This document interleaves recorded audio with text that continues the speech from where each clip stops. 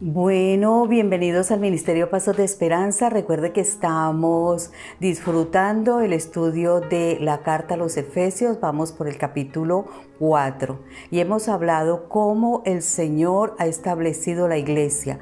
¿Para qué existe la iglesia? Es nuestro tema y hemos estado abordándolo en el transcurso de la semana, llegando a conclusiones muy precisas y vamos tomando el último tema que se llama la unidad.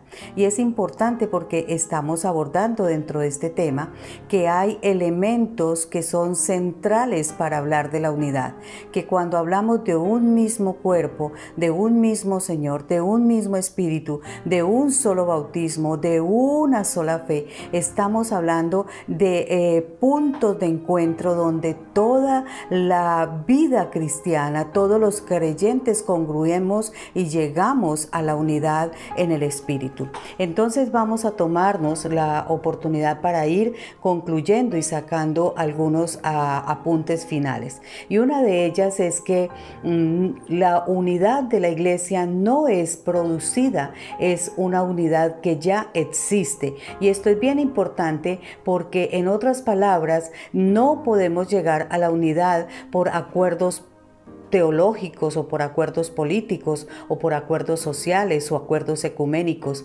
Realmente la unidad de la iglesia ya existe porque tenemos un solo Señor, una sola fe, un solo Espíritu, un solo bautismo, un solo Dios y Padre de nuestro Señor Jesucristo.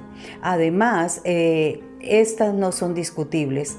Todas estas que hemos enumerado y que hemos estudiado una a una, tener un solo Señor, una sola fe, un solo bautismo, un solo Dios y Padre nuestro Señor Jesucristo, y de las 7 que hemos mencionado, no están en discusión. Ellas son lo que nos desafían realmente a ponernos de acuerdo. En ellas simplemente es donde se manifiesta lo que nosotros como cristianos queremos llamar o entender o recibir como la unidad de la iglesia. Entonces, el cristiano que no experimenta estas bases de la unidad de la iglesia, pues no es cristiano sencillamente, y estamos experimentando cosas diferentes a una vida en el Espíritu.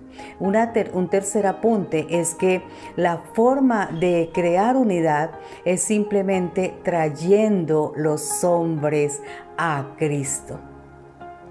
¿Por qué? Porque la unidad la da el Espíritu. La unidad es producida por el Espíritu. Y si el Espíritu se dispensa en ellos, si el Dios trino, Padre, Hijo y Espíritu Santo, todo Él inclusivo está dispensado en el espíritu del hombre, entonces el espíritu del hombre entra a la unidad perfecta de la iglesia. Vamos tomando estos 3 apuntes finales, y el cuarto es que los esfuerzos de los cristianos no han de ser dirigidos hacia crear una unidad, sino a mantener la paz en el cuerpo.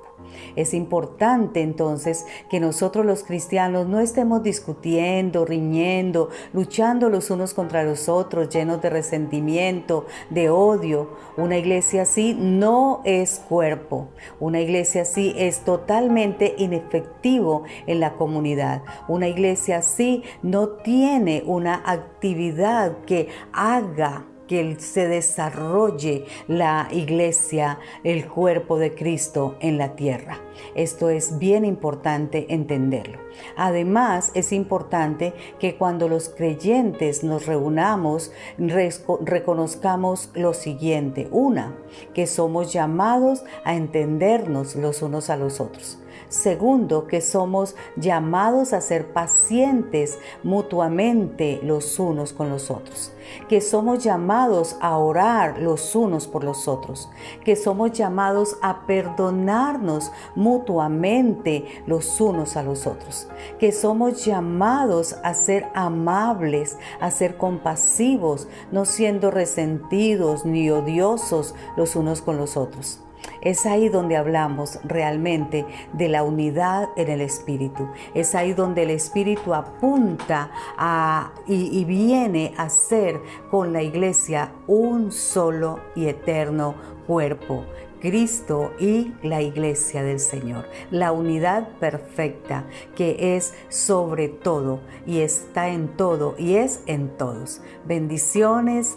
Qué bueno que finalicemos esta nueva semana. Recuerda que nuestro tiempo de grupo de estudio son los sábados a las 3 de la tarde a través de el Zoom.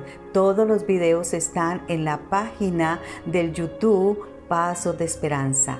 Escúchalos, compártelos, invita a otras personas a ser parte y suscribirse al canal para que les sigan llegando todas las notificaciones. Un abrazo, les queremos mucho.